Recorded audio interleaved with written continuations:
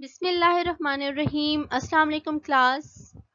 I hope you all guys are safe and secure at home. सब खैर खैरियत से होंगे. Our today's lecture topic is strategic management second part. हमने इसका फर्स्ट पार्ट जो पढ़ा था उसमें हमने स्ट्रैटेजिक मैनेजमेंट के बारे में पढ़ा था, स्ट्रैटेजिक मैनेजमेंट प्रोसेस के बारे में पढ़ा था और कॉर्पोरेट स्ट्रैटेजी और उसकी टाइप्स के बारे में पढ़ा था. And in today's lecture we are going to study about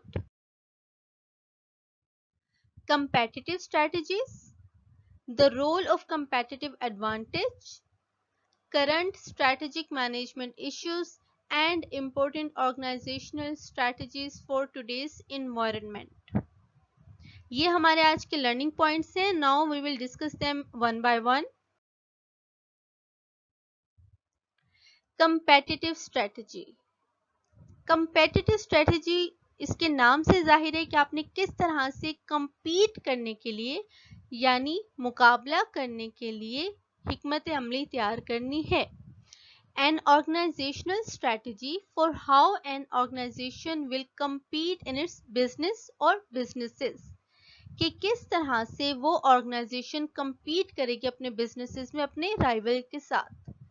In large organizations, those single businesses that are independent and that have their own competitive strategies are referred to as strategic business units, SBUs. अच्छा, competitive strategy तो हमने business के लिए बना ली, लेकिन कुछ जो आपकी organizations होती हैं वो इतनी बड़ी होती हैं कि आपको उनके जो अलग-अलग यूनिट्स होते हैं यानी मुख्तलिफ बिजनेस यूनिट्स होते हैं उनको अपने लिए अलग-अलग स्ट्रेटजीज बनानी होती हैं. लाइक हमने लास्ट जो है डाइवर्सिफिकेशन में गोरमे की एग्जांपल ली थी. तो गोरमे के फॉर एग्जांपल जो कोई एक आप देख लें मैरिज हॉल का जो उनका बिजनेस है उसके लिए स्ट्रेटजी वो उनका वही यूनिट अलग से बनाएगा.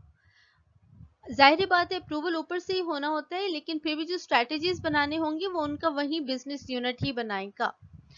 अब हमने देखना है जी the role of competitive advantage. अब कंपेटिटिव एडवांटेज हमारे पास क्या है? वो एडवांटेज जो आपको या आपकी ऑर्गेनाइजेशन को मतलब अलग से सेट करता है, यानी आपकी जो डिस्टिंक्टिव एज है, आपका जो डिस्टिंक्टिव एज है या आपकी जो एक स्पेशली यूनिक बात है जो आपको दूसरी ऑर्गेनाइजेशंस से अलग करती है वो आपका कंपेटिटिव एडवांटेज कहलाता है. अब हमने ये देखना है कि कंपेटिटिव एडवांटेज हम किस तरह से हासिल कर सकते हैं. ऑर्गेनाइजेशंस जो हैं वो कंपेटिटिव एडवांटेज किस तरह से हासिल करती हैं? तो 5 तरीकों से हासिल करती हैं, जिनमें हमारे पास सबसे पहले है quality. Quality as a competitive advantage means कि आप अपने कस्टमर्स को इस बात पर जो है वो यकीन दिला देते हैं कि जो आपकी क्वालिटी है वैसी कोई और क्वालिटी की चीज़ आपको नहीं मिलेगी. कैलॉग्स की आप एग्जांपल ले लें. इनका जो शुरू से ही जो एक एम था वो यही था कि हाई क्वालिटी और न्यूट्रिशियस प्रोडक्ट्स जो हैं वो प्रोवाइड करनी है अपने कस्टमर्स को. तो आप क्वालिटी को एज अ कंपेटिटिव एज लेते हैं. Design thinking. डिज़ाइन थिंकिंग आपके टेक्निकलिटीज़ में आ जाती है कि किस तरह से आप अपनी डिज़ाइंस को या अपनी प्रोडक्ट्स की स्पेसिफिकेशंस को उनके ऑपरेशंस को आप एज अ कंपेटिटिव एडवांटेज कर सकते हैं. इसमें आप एग्जांपल ले लें किसी भी टेक्निकल प्रोडक्ट्स की. लाइक एप्पल की चलें आप ले लें, टेक्नोलॉजिकल वे में हम बात करते हैं. एप्पल की अगर हम बात करें तो इसकी जो स्पेसिफिकेशंस हैं वो आपको कंपेटिटिव एडवांटेज देती हैं. अफोर्डेंस की बात हम यहाँ नहीं करेंगे, लेकिन अगर किसी के पास है, अब तो ओप्पो का मोबाइल भी जी 2.25 लाख में आ रहा है, तो 2.25 लाख अगर किसी के पास होंगे he would prefer Apple just because of its specifications and it's operations. Third हमारे पास है जी सोशल मीडिया. सोशल मीडिया को कंपेटिटिव एज के तौर पर किस तरह से यूज़ किया जाता है आप सभी तकरीबन जानते हैं. सोशल मीडिया यूज़ भी करते हैं, वहाँ जो है कमर्शियल्स भी आ रही होती हैं. उसके अलावा जो है डिफरेंट पेजेस भी बने होते हैं कंपनीज़ के. अभी अगर हम सिर्फ मुल्तान की बात करें तो मुल्तान में ही हमारे इतने ज़्यादा जो हैं रेस्टोरेंट्स वगैरह हैं तो उनका एक फूडीज ऑफ मुल्तान का अलग से पेज बना हुआ है, तो उसके ऊपर वो अपनी जो है एडवर्टाइजमेंट करते रहते हैं, अपने आप को यूनिक या अपने आप को बेस्ट करने की कोशिश करते हैं। सो सोशल मीडिया को आप इस तरह से कंपेटिटिव एडवांटेज के तौर पे ले सकते हैं, चूंकि हमारी मेजॉरिटी ऑफ यूथ अब सोशल मीडिया यूज कर रही है, तो आपने उनको सोशल मीडिया के थ्रू अप्रोच करने की कोशिश करनी है।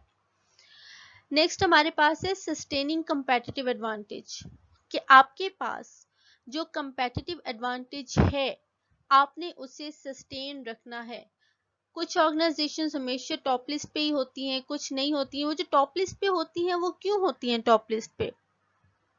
क्योंकि वो अपने कंपेटिटिव रिसोर्सेज को, जो कि दूसरों के पास नहीं होते, उन्हें अच्छी तरह से एक्सप्लॉइट करना जानती हैं, उन्हें यूज करना जानती हैं कि किस तरह से उन्हें अपने रिसोर्सेज को इफेक्टिवली एक्सप्लॉइट किया जाता है, and how to develop the core competencies, कि किस तरह से फिर वो कॉम्पिटेंसीज डेवलप की जाती हैं that can provide it with a competitive advantage. ये चार हमने देखी, next one we will discuss afterwards. चारों का पहले मैं एक दफा फिर कर लूं कि किस तरह से आप क्वालिटी के थ्रू कंपेटिटिव एडवांटेज गेन कर सकते हैं। एक तो आप क्वालिटी अच्छी प्रोवाइड करें, सेकंड आपने कस्टमर के माइंड में भी ये बात बिठानी है कि आपकी जो प्रोडक्ट है वही बेस्ट क्वालिटी की है। देन डिज़ाइन थिंकिंग और टेक्निकल स्पेशलिटीज़ और ऑपरेशंस स्पेशलिटीज़, इसमें हमने एप्पल की एग्जांपल देखी है। सोशल मीडिया के थ्रू आप अप्रोच करें, that can be referred as a big competitive advantage nowadays. Sustaining competitive advantage, कि आपने उनको सस्टेन करना है अपने एडवांटेज को। और नेक्स्ट हमारे पास 5 फोर्सेस मॉडल के जरिए हम इसको डिस्क्राइब करेंगे कि आप किस तरह से कंपेटिटिव एडवांटेज गेन कर सकते हैं। आपको पता होना चाहिए कि आपकी जो ऑर्गेनाइजेशन है उसको किन चीज़ों से थ्रेट है, या फिर जो है उसको कौन सी प्रॉब्लम्स फेस कर पड़ सकती हैं in the face of bargaining. Threats किस चीज़ की? थ्रेट्स ऑफ न्यू एंट्रेंस, कि आप जो बिजनेस रन कर रहे हैं उस बिजनेस में नए कौन से एंट्रेंस आ रहे हैं, आपने उन्हें बेसिकली किस तरह से डाउन करना है। अगर आपको ये आता होगा, आप एंटिसिपेट कर लें पहले से कि ये जो नई एंट्री आ रही है मार्केट में, इसके लिए जाहिर बात है लॉन्चिंग से पहले जो है आप कुछ सीक्रेट्स वगैरह भी होते हैं कंपनीज के, वो जानने होते हैं उनको। सब इन सब चीज़ों को सही तरह से देखने के बाद ही आपको पता चल सकता है कि जो नई एंट्री आ रही है वो आपके लिए कितना बड़ा थ्रेट है। और फिर उस थ्रेट से निपटने का तरीका भी आना चाहिए कि आप अपनी प्रोडक्ट को ज़्यादा बेहतर तौर पे मार्केट में ले आएं, लोगों के माइंड में मार्केटिंग के जरिए, क्योंकि प्रोडक्ट तो वही रहती है लेकिन उसको जिस तरह से मार्केटिंग करके आवाम के सामने पेश किया जाता है, कस्टमर्स के सामने, बेसिकली वो असल चीज़ जो है वो मायने रखती है। सेकेंड है थ्रेट्स ऑफ सब्सटीट्यूट्स, कि आप जो चीज़ प्रोवाइड कर रहे हैं, सब्सटीट्यूट कहते हैं उसका जो नेमुल बदल होता है, कि आप जो चीज़ प्रोवाइड कर रहे हैं उसका नेमुल बदल और क्या है, वो कितना थ्रेटफुल हो सकता है। लाइक पहले सिर्फ पेप्सी और कोका कोला होते थे जी, एक दूसरे के सब्सटीट्यूट के तौर पे यूज़ हो जाते थे, राइवलरी इन दोनों में थी। उसके बाद गोरमे कोला भी आ गई, उसके बाद अब नेक्स्ट कोला भी आ गई, उसके बाद और भी कितनी कंपनीज जो हैं कोला की, लेकिन मेजर चूंकि यही है इसीलिए इनका जो है जिक्र करूंगी। तो सब्सटीट्यूट्स की थ्रेड्स के बारे में पता हो और किस तरह से आपने जो है उसको ओवरकम करना है, इस थ्रेड को, ये पता होना चाहिए। इससे आप कंपेटिटिव एज गेन कर सकती हैं। बार्गेनिंग पावर ऑफ बायर्स आपको पता होनी चाहिए कि आपके कस्टमर्स की बार्गेनिंग पावर कितनी है। अगर आपके सब्सटीट्यूट्स मार्केट में ज़्यादा अवेलेबल हैं तो जो आपके कस्टमर्स हैं उनकी बार्गेनिंग पावर ज़्यादा होती है। बट सिंस अगर आप अपने आप को इस तरह से रिप्रेजेंट करें कि जी आपकी जो प्रोडक्ट है वैसी प्रोडक्ट और नहीं है, चाहे उसकी जितने ही जो है वो कॉपीज क्यों ना अवेलेबल हो मार्केट में दूसरों के थ्रू, तब वहाँ बार्गेनिंग पावर बायर्स के तकरीबन मेंटली जो बार्गेनिंग पावर है ना वो कम हो जाती है, क्योंकि कस्टमर मेंटली इस बात को एक्सेप्ट कर लेता है आपकी मार्केटिंग टैक्टिक्स से कि हाँ जी इनकी प्रोडक्ट्स ही बेस्ट है। बार्गेनिंग पावर ऑफ सप्लायर्स, कि आपके जो रिसोर्सेज हैं वो कितने जो हैं वो यूनिक हैं। आप अगर बहुत ज़्यादा यूनिक रिसोर्सेज होंगे तो आपके सप्लायर्स की बार्गेनिंग पावर बढ़ जाएगी। सिमिलरली करंट राइवलरी की फिल वक्त मार्केट में किसकी करंट राइवलरी चल रही है, मैंने अभी आपको कोल्ड ड्रिंक्स की एग्जांपल दी थी, पहले कोका कोला और पेप्सी में थी, अब जो है वो गोरमे और नेक्स्ट कोला भी मार्केट में आप देखते हैं, तो इनमें राइवलरी चल रही है। तो ये जो 5 फोर्सेस मॉडल है ना, कि ये 5 फोर्सेस किस तरह से आपको अफेक्ट करती हैं, और अगर आप इनको ओवरकम कर लें तो किस तरह से आप इनको अपने कंपेटिटिव एज में या फिर कंपेटिटिव एडवांटेज में बदल सकते हैं।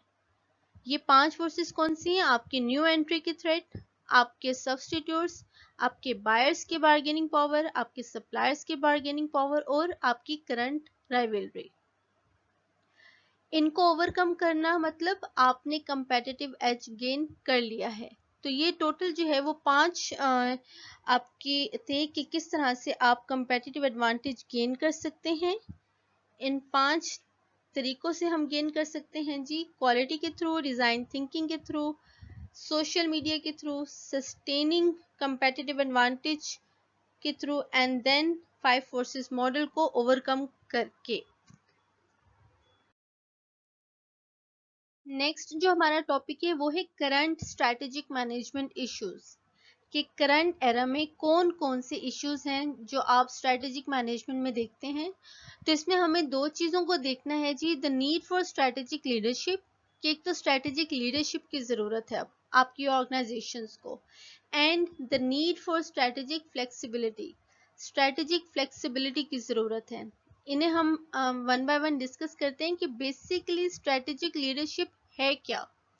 Strategic leadership is to anticipate, envision, maintain flexibility, think strategically, and work with others in the organization to initiate changes that will create a viable and valuable future for the organization।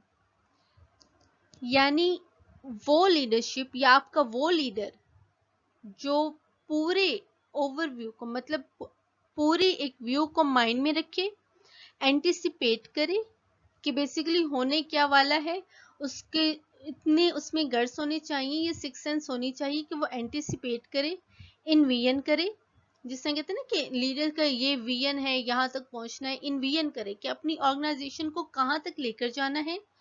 Maintain flexibility, कि थोड़ी बहुत लचक होनी चाहिए आपकी leadership में भी, कि एम्प्लॉयज की बात सुने, ऑर्गेनाइजेशनल वे में भी कि किस तरह से थोड़ी बहुत चेंजिंग करनी पड़ सकती हैं, इतना जो है वो स्टेमिना भी होना चाहिए और इतने जो है वो कंपनसेशन भी देनी चाहिए। थिंक स्ट्रेटेजिकली, हिकमत अमली के तौर पर सोचना चाहिए, यानी पूरी सोच विचार करनी चाहिए। And work with others in the organisation to initiate changes, और ऑर्गेनाइजेशन में दूसरों के साथ काम करना चाहिए ताकि अगर थोड़ी बहुत चेंजेस लाने की ज़रूरत पड़ती है तो वो लाए जाएं, ताकि इससे आपकी जो ऑर्गेनाइजेशन का फ्यूचर है वो वैल्यूएबल और वायबल होगा, यानी बेहतर होगा।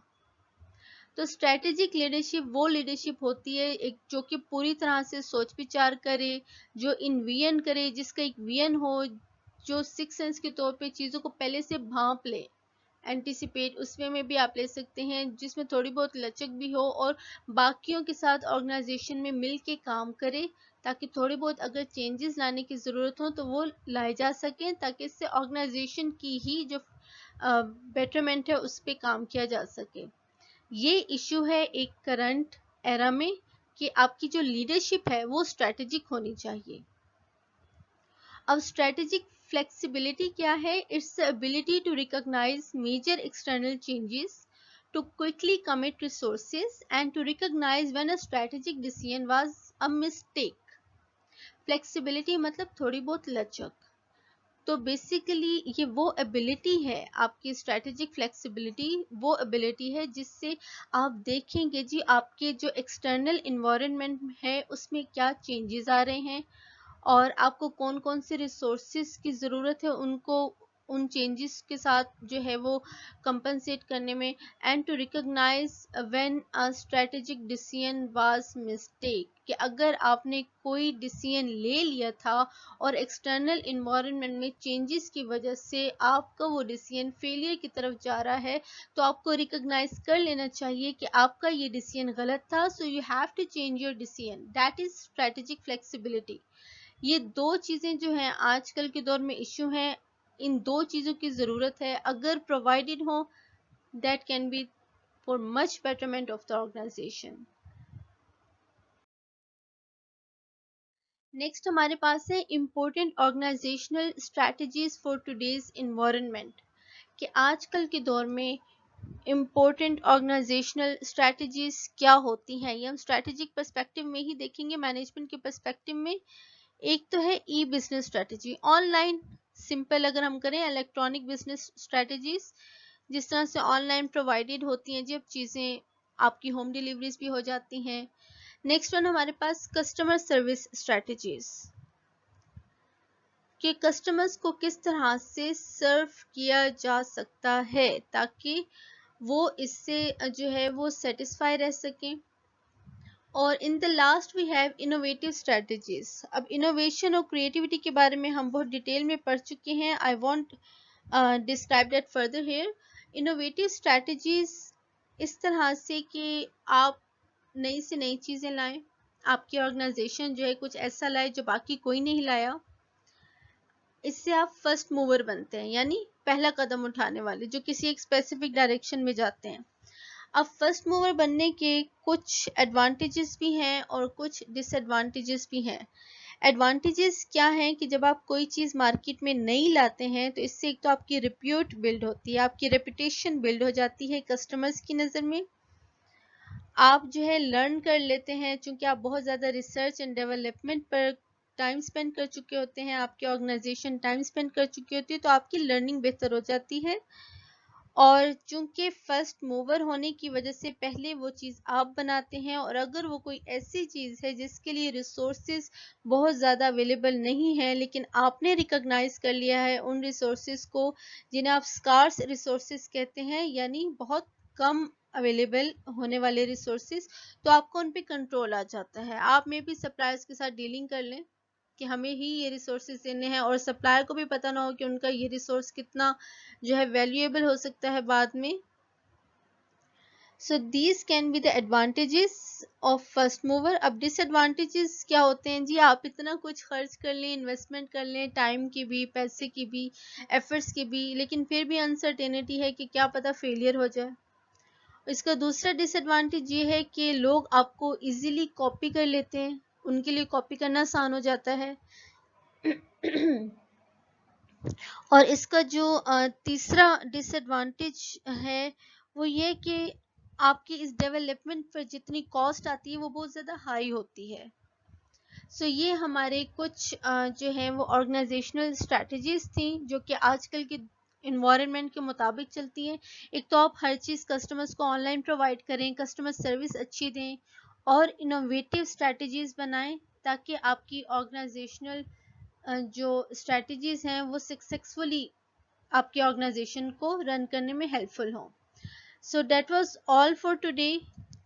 इन today's lecture we have discussed basically about competitive strategies, कि किस तरह से competitive strategies को हम गेन कर सकते हैं। हमने वो 5 तरीके देखे, via quality, and then via design thinking, then via social media, sustaining competitive advantage मतलब sustainability के ज़रिए, and 5 forces model को हमने डिस्कस किया। आफ्टर डेट हमने करंट स्ट्रैटेजिक मैनेजमेंट इश्यूज पढ़े, जिसमें हमने स्ट्रैटेजिक लीडरशिप और स्ट्रैटेजिक फ्लेक्सिबिलिटी की नीड्स के बारे में पढ़ा। And then in the last हमने important organisational strategies for today's environment पढ़ी, कि कौन कौन सी ऐसी स्ट्रैटेजीज हैं जो आजकल के दौर में आपकी ऑर्गेनाइजेशंस को सक्सेसफुली रन करने में हेल्पफुल हो सकती हैं। और वो हमारे पास ई बिजनेस स्ट्रैटेजीज थी, मींस इलेक्ट्रॉनिकली आप बिजनेस को रन करें, ऑनलाइन चीज़ें प्रोवाइड करें, होम डिलीवरीज करें, उसी बेस पर कस्टमर्स को अच्छे से जो है वो सर्विसेज प्रोवाइड करें, एंड इनोवेशन लाइन जी अपनी चीज़ों में, That was all for today. If you guys have any query regarding today's lecture, you guys are more welcome to ask in WhatsApp group. अपना ख्याल रखिएगा। फ़ी अमानिल्लाह। अल्लाह हाफ़िज़।